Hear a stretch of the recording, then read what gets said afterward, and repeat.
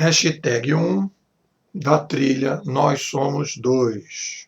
Eu estive vendo nesse fim de semana o filme da Hannah Arendt, que eu recomendo para você, e aí a gente tem uma discussão bem legal filosófica, né, que ela vai analisar, né, o julgamento de um dos criminosos nazistas, e todo mundo na época queria massacrar o cara, dizer que o cara era o monstro, que o cara era o bicho, que o cara era tipo o diabo na Terra, e ela vai fazer um artigo no New York, na revista New Yorker, e diz o seguinte: não, olha só, esse cara, ele não é um monstro, e no caso específico dele era um burocrata que tinha lá suas obrigações e ele analisava e trabalhava daquele jeito, tipo, fazia as coisas, ele executava o serviço, ele não queria discutir se ele estava matando judeu, se ele não estava matando, simplesmente ele estava na dele, ele estava fazendo o seu trabalho sem pensar e sem discutir, porque estavam seguindo determinadas ordens, né?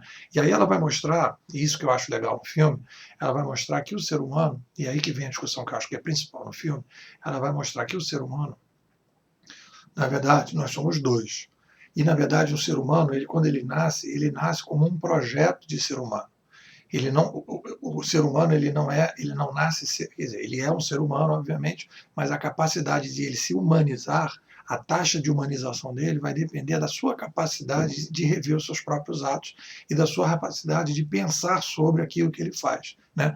Vai entrar um pouco na discussão que a gente tem pós-Freud, que nós não somos uma pessoa só, nós somos, na verdade, múltiplos de pessoas, no mínimo dois, né, em que a gente tem o lado consciente, digamos assim, aquele que a gente teoricamente conhece, e aquele que a gente não conhece, são as emoções, as pulsões, os traumas, as neuroses que estão guardados lá atrás. Então, o que acontece?